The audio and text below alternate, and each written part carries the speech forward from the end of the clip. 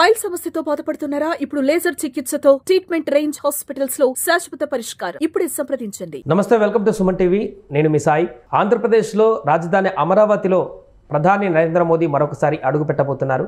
అంతేకాకుండా కొన్ని వరాల జల్లు కూడా కురిపిస్తారనే చర్చ కొనసాగుతుంది. దీనికి సంబంధించి మనం మాట్లాడదాం. ప్రధాని ఎప్పుడు రాబోతున్నారు, అమరావతిలో ఏమైనా డెవలప్మెంట్స్ వచ్చిన తర్వాత కొత్తగా వస్తాయా, దీనికి సంబంధించి పూర్తి వివరాలు తెలుసుకుందాం. మనతో పాటు Suman TV news chief editor Keshav గారు ఉన్నారు. సార్ నమస్తే. నమస్తే. సో ప్రధాని మోదీ అమరావతి రాజధానికి రాబోతున్నారు అనేటువంటి వార్త ఇప్పుడు వైరల్గా మారింది. ఎప్పుడు వస్తారు, వస్తే ఏం చేయబోతారు, ఎలాంటి కార్యక్రమాలు ఉండబోతున్నాయి? ప్రధానమంత్రి పర్యటనకి సంబంధించి ఏప్రిల్ 15 నుంచి 20వ తారీఖు అనేటువంటి ఒక చర్చ నడుస్తుంది.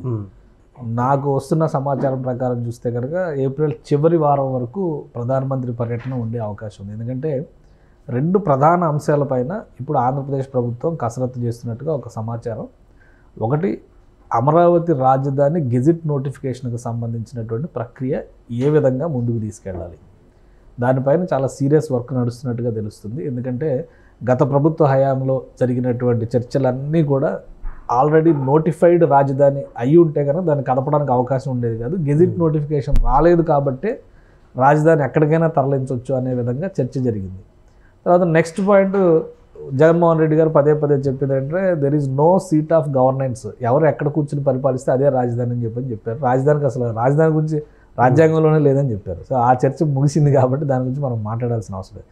ఇప్పుడు ముఖ్యంగా ఉమ్మడి రాజధాని అనేటువంటి ఒక ప్రతిబంధకం తెగిపోయింది. 2024తో క్లోజ్ అవుతుంది. దాన్ని జగన్మోహన్ రెడ్డి ప్రభుత్వం రెన్యువల్ చేయమని కానీ, 2 సంవత్సరాలు పెంచమని కానీ, లేదా ఇంకో 5 సంవత్సరాలు ఇవ్వమని కానీ ఏది ప్రతిపాదన చేయలేదు. కాబట్టి కాలగర్భంలో కలిసిపోయినట్టే. కొత్త ప్రభుత్వం మళ్ళీ దాన్ని ఎక్స్టెన్షన్ గురించి అడగడానికి అవకాశం కూడా లేదు.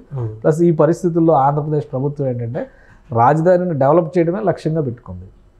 కాబట్టి గెజిట్ అనేటువంటి పాయింట్ చాలా ఇంపార్టెంట్ పాయింట్. దీంతోపాటు ఇంకొక చర్చ విస్తృతంగా ఏం జరుగుతుందంటే, కొంచెం అతిశయోక్తిలాగా అనిపించవచ్చు కానీ దేశానికి రెండవ రాజధాని అనేటువంటి చర్చ విస్తృతంగా జరుగుతుంది. రెండవ రాజధాని ఎక్కడ పెట్టాలి, అమరావతి అని కాదు, దక్షిణాదిలో పెట్టాలి అనేటువంటి చర్చ. దానికి వైబుల్గా ఉండేటువంటి నగరం ఏది?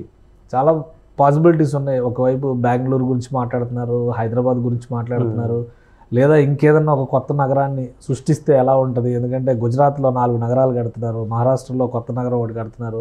ఇవన్నీ లెక్కలు ఉన్నాయి కాబట్టి ఇంకొకటి ఏదైనా సృష్టిస్తే ఎలా ఉంటుంది. ఆల్రెడీ నిర్మాణ దశలో ఉంది కాబట్టి అమరావతిని ఎంచుకుంటే ఎలా ఉంటుంది. ఈ అంశాలపైన కూడా చర్చ విస్తృతంగా జరుగుతుంది. సో దానిపైన కూడా ఒక అధ్యయనం జరుగుతున్నట్టుగా, కొన్ని కేంద్ర బృందాలు ప్రత్యేక పరిశీలనలు జరుపుతున్నట్టుగా ఒక సమాచారం ఉంది. అది నిజంగా ముందుకెళ్తుందా లేదా అనేది ప్రస్తుతానికి అప్రస్తుతం అయినప్పటికీ కూడా దానిపైన కూడా ఆసక్తికరమైనటువంటి చర్చ ఉంది. ఎందుకంటే ప్రధానమంత్రి లాస్ట్ టైం వచ్చినప్పుడు శంకుస్థాపన కార్యక్రమంలో పాల్గొని ఒక పిడికెడు మట్టి, ఒక చిన్న కుండడ, దాన్ని ఏమనాలి, దాన్ని ఒక కొంచెడు నీళ్లు ఇచ్చారు, గంగాజలం అని చెప్పని యమున త్రివేణి సంగమానికి తీసుకొచ్చారు. సరే, మట్టి నీళ్లు ఇచ్చిన తర్వాత మొత్తం నోట్లో మట్టి కొట్టారనేటువంటి విమర్శలు కూడా గత 5 ఏళ్ల నుంచి జరిగిన పరిణామాలపైన అందరూ కోపంతో ఉన్నారు. సో పైగా ఇంకోటి ఏదో అంటారు కదా, కేసీఆర్ గారు అక్కడికి వెళ్ళి నేనే ఒక 100 కోట్లు అనౌన్స్ చేద్దాం అనుకున్నాను అమరావతి అభివృద్ధికి, ప్రధానమంత్రి మట్టి నీళ్ళు ఇచ్చిపోతే నేనే అనౌన్స్ చేస్తాను, చేయకుండా వచ్చానని ఒక మాట కూడా పుల్లవిరుపు మాట ఒకటి అన్నారు. ఈసారి అలా ఉండదు. ప్రధానమంత్రి పర్యటన ఒక స్పష్టత ఇచ్చేటువంటి నిర్ణయాత్మకమైనటువంటి పర్యటన కాబోతుంది. రాజధాని నిర్మాణానికి సంబంధించి ఇప్పుడు ఆగిపోయినటువంటి పనులు ప్రారంభించేటువంటి క్రమంలో దాదాపు 45,000 కోట్ల రూపాయలకి టెండర్స్ ఫైనలైజ్ చేశారు. సో వీటన్నిటికి సంబంధించిన పనుల్ని రీలాంచ్ చేస్తారు. ఒకటి. రెండవది, రాజధాని ఇదే అనేటువంటి ఒక స్పష్టత ఇవ్వాలి. మూడవది, ఇప్పుడు చర్చ జరుగుతున్నటువంటి రెండవ రాజధాని దేశానికి అనేటువంటి చర్చకి అమరావతి అనుకూలమైందా కాదా అనే దానిపైన కమిటీలు కానీ వివిధ బృందాల నుంచి, నిపుణుల బృందాల నుంచి సేకరిస్తున్నటువంటి సమాచారాన్ని గురించి కానీ ప్రధానమంత్రి ఏమైనా పంచుకుంటారా అనే ఒక ఆసక్తికరమైనటువంటి అంశం ఉంది. అందుకనే ప్రధాన పర్యటన ఇప్పుడు అమరావతిలో రోజు ఏదో పని జరుగుతూనే ఉంది. కొత్తగా ఆయన వచ్చి రీలాంచ్ చేసేది ఏంటి అనేటువంటి సందేహం చాలామందికి వస్తుంది. మన వీడియోలో కూడా కొంతమంది కామెంట్స్ పెడతా ఉన్నారు. ఆల్రెడీ చంద్రబాబు నాయుడు గారు సిఆర్డిఏ బిల్డింగ్ని నిర్మాణ ప్రక్రియను మొదలుపెట్టేటప్పుడు ఆయన ఒక పూజ చేశారు. కాంట్రాక్ట్ కంపెనీలన్నీ ఎక్కడికక్కడ పని మొదలుపెట్టే క్రమంలో వాళ్ళు పూజలు చేసుకుని వర్క్ షెడ్లు వేశారు కదా. ఇప్పుడు కార్మికుల కాలనీలాగా నిర్మిస్తున్నారు. అవి కూడా పనులే కాబట్టి అక్కడ కూడా వాళ్ళ స్థాయిలో వాళ్ళు పూజ చేసి కొబ్బరికాయ కొట్టి పనులు మొదలు పెట్టుకున్నారు. అలానే రోడ్ల నిర్మాణానికి సంబంధించి ఇప్పుడు మెయిన్ రోడ్స్ కనెక్ట్ అయ్యే మొత్తం 38 రోడ్ల నెట్వర్క్ నిర్మిస్తున్నారు అక్కడ. 38 రోడ్లు ఇంటర్ కనెక్టివిటీగా ఉండి అమరావతి రాజధాని అంతర్గత రహదారులుగా ఉంటాయి. రింగ్ రోడ్లు వచ్చిన తర్వాత ఇవి బయటకి కనెక్టివిటీ ఎక్కువ వస్తాయి. సీడ్ యాక్సిస్ రోడ్ లాంటివి, N15 లాంటి రోడ్లు ఇవేంటి నేషనల్ హైవేలు కనెక్ట్ అవుతాయి. సో ఈ వీటన్నిటికి సంబంధించిన పనులు ఏదో ఒక రూపంలో అమరావతిలో జరుగుతూనే ఉన్నాయి. కొత్తగా రీలాంచ్ ఏంటి అనే దానికి సమాధానం అనమాట ఇది. అంటే కేంద్ర సంస్థలు ఇంకేమైనా అనౌన్స్ చేస్తారనేటువంటి ఒక థాట్. కేంద్ర సంస్థలు ఆల్రెడీ 25 కేంద్ర సంస్థలకి ప్రభుత్వం ల్యాండ్ అలాట్మెంట్ చేసింది. సో ఇవన్నీ నిర్మాణాన్ని మొదలు పెట్టాలి. అవి ఆయా సంస్థలు తీసుకోబోయేటువంటి నిర్ణయాలపైన ఆధారపడి ఉంటాయి. కేంద్ర ప్రభుత్వం ఒకవేళ దానికి సంబంధించి డైరెక్షన్ ఇచ్చేస్తే ఆ రోజు భూమి పూజ చేయడానికి ఇప్పటి నుంచి వాళ్ళు పని మొదలు పెట్టుకోవాలి. ఈ పాటికి మొదలైపోవాలి. ఎందుకంటే ఎక్కడ ల్యాండ్ అలాట్మెంట్ చేశారో అక్కడ వాటిని హ్యాండ్ ఓవర్ చేస్తే, ఇప్పుడు సెంట్రల్ ఫోరెన్సిక్ ల్యాబొరేటరీ ఉంది, లాస్ట్ టైం పూజ చేశారు, ఆల్మోస్ట్ ఓపెనింగ్ రెడీ అవుతుంది.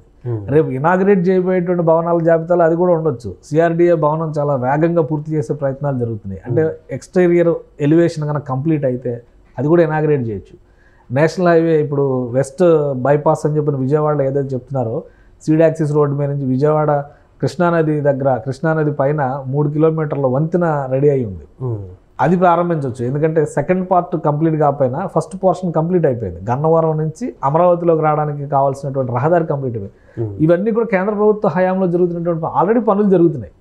సో కొత్తగా చేయడానికి ఏముంది అనేటువంటి చర్చకి నిర్మాణాల రీలాంచ్ అనేది ఒక బ్రాండ్ ఇమేజ్ ఇవ్వాలి అనేటువంటి ఆలోచన చంద్రబాబు నాయుడు గారు చేశారు.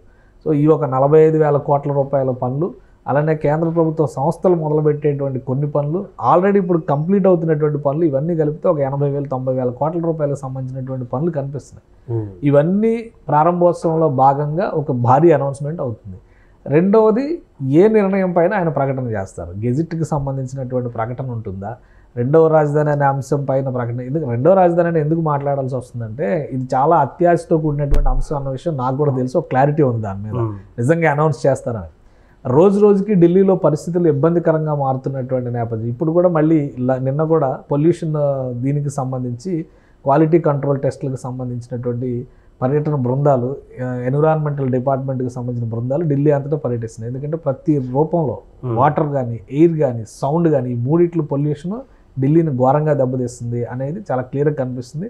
ప్రపంచంలోనే పొల్యూటెంట్ సిటీస్లో ఢిల్లీ టాప్ 10లో ఉన్నటువంటి నగరం. సో ఈ ఇబ్బందులన్నీ చూసిన తర్వాతే మనవాళ్ళు ఇంకొక ప్రత్యామ్నాయం అవసరం అవుతుంది అనేటువంటి ఆలోచన చేస్తున్నారు. కాబట్టి ఆ క్రమంలో అమరావతి కంప్లీట్ గ్రీన్ సిటీ కాబోతుంది. ఎందుకంటే అక్కడ ఇప్పుడు ఉన్నటువంటి వెహికులర్ ట్రాఫిక్ కూడా రాబోయేటువంటి రోజుల్లో ఎమిషన్ ఫ్రీ డ్రైవ్ ఉండాలి అని నిన్న జరిగిన కలెక్టర్ల సమావేశంలో కూడా చంద్రబాబు నాయుడు గారు ఒక మాట అన్నారు అమరావతి గురించి ప్రత్యేకతలు చెప్తూ. అంటే కంప్లీట్ ఎకో ఫ్రెండ్లీ వాతావరణం అమరావతిలో ఉంటుంది. ప్లస్ పాపులేషన్ వైజ్గా చూస్తే కనుక ఇప్పుడు నగర నిర్మాణం పూర్తయ్యేసరికి దాదాపు 50 లక్షల జనాభా అక్కడ కనబడేటువంటి అవకాశం ఉంటుంది. కేంద్ర ప్రభుత్వానికి సంబంధించినటువంటి వ్యవస్థల్ని భవిష్యత్ అవసరాలకు తగ్గట్టుగా తీర్చిదిద్దితే కనుక రాబోయే రోజుల్లో ఇది ప్రత్యేకమైనటువంటి నగరంగా, కేంద్ర ప్రభుత్వ కార్యక్రమాలకు ఆతిథ్య నగరంగా మారడానికి కూడా అవకాశం ఉంటుంది. అలానే చాలా ఈక్వేషన్స్ ఉన్నాయి. చుట్టుపక్కల చూస్తే మొత్తం వాటర్ సోర్స్ ఉంది, ఎక్కడ కూడా ఇబ్బంది లేదు, ప్రవహించే జీవనది ఉంది, పొల్యూషన్స్కి వెళ్లకుండా. అంటే ఇప్పుడు వరకు నగరాలన్నీ ఏంటంటే నగరాలు అభివృద్ధి చెందుతున్నాయి పరిశ్రమల ద్వారా అనుకున్నాం, కానీ పరిశ్రమలు అభివృద్ధి జరిగిన తర్వాత జరిగినటువంటి నష్టం అక్కడ అహ్మదాబాద్ ఫేస్ చేసింది, ఇక్కడ మూసీ నది ఒడ్డున హైదరాబాద్ ఫేస్ చేస్తుంది. ఢిల్లీ యమునా తీరంలో ఉన్నది కూడా విషతుల్యమైనటువంటి కాలుష్యం, నీటి కాలుష్యానికి కారణం అదే. సో ఈ సమస్యలు ఏవీ లేని నగరం కావాలంటే ఏది అనేటువంటి అన్వేషణలో భాగంగా ఒక అధ్యయనం అయితే జరుగుతుంది అంతర్గతంగా. అమరావతిని కూడా పరిశీలించేటువంటి అవకాశం ఉంటుంది. అలాంటి అంశాలు ఉన్నప్పుడు కేంద్ర ప్రభుత్వం చొరవ చూపి కొంత అధిక నిధులు ఇవ్వడం, అధిక ప్రాధాన్యం ఇవ్వడం. ఈ మధ్యకాలంలో మనం చూస్తున్నాం 2014-19 కూడా కూటమి ప్రభుత్వమే ఉంది, కానీ అప్పుడు చూపించినంత చొరవ ఇప్పుడు ఎందుకు చూపిస్తున్నారు? పోలవరం ప్రాజెక్టుకి ఎప్పుడూ లేనంతగా 5,000 కోట్లు ఈసారి ఇమీడియట్గా రిలీజ్ అయినాయి. అంటే దానికి కారణం ఏంటి? వీలైనంత వేగంగా ఆంధ్రప్రదేశ్లో పనులు పూర్తవడం అనేది ఒక టార్గెట్, డబుల్ ఇంజిన్ సర్కార్ రిజల్ట్స్ చూపించడం ఇంకో టార్గెట్. ఒకవేళ అమరావతి అంతర్జాతీయ స్థాయి నగరంగా ఆ ప్రమాణాలకు తగ్గ స్థాయిలో రూపొందుతోంది అనేటువంటి నమ్మకం కలిగినప్పుడు దక్షిణాది కేంద్రంగా అమరావతిని రెండవ రాజధానిగా ప్రకటించిన ఆశ్చర్యపోవాల్సినటువంటి అవసరం లేదు. సో ఈ ఆప్షన్స్ అన్నీ ఉన్నాయి కాబట్టి ప్రధాన పర్యటన చుట్టూ ఒక ఆసక్తికరమైనటువంటి చర్చ జరుగుతుంది. అది ఫైనల్గా ఆయన ఏం కన్క్లూజన్ ఇస్తారనేది మాత్రం మనం వెయిట్ చేయాల్సిందే దానికోసం. రైట్. అది ప్రస్తుతం ఆంధ్రప్రదేశ్కి అమరావతిలోకి ప్రధాని మోదీ వస్తున్నటువంటి సందర్భంలో ఒక ఎలాంటి అంశాన్ని ప్రస్తావిస్తారు, లేదా ఏం చెప్తారు, ఎలాంటి వరాలు కురిపిస్తారు అనేటువంటి అంశం ఒకటైతే, రెండవ రాజధానికి సంబంధించినటువంటి కదలికలు ఏమైనా ఉండొచ్చేమో అనేటువంటి ఒక ప్రశ్నలు కూడా ఉత్పన్నమవుతున్నాయి. చూడాలి ప్రధాని మోదీ వచ్చిన తర్వాత ఆయన ఎలాంటి స్టేట్మెంట్స్ ఇస్తారనేది. సుమన్ టీవీలో మీ పర్సనల్ అండ్ బిజినెస్ ప్రమోషన్స్ కోసం కింది నెంబర్కి కాంటాక్ట్ చేయండి.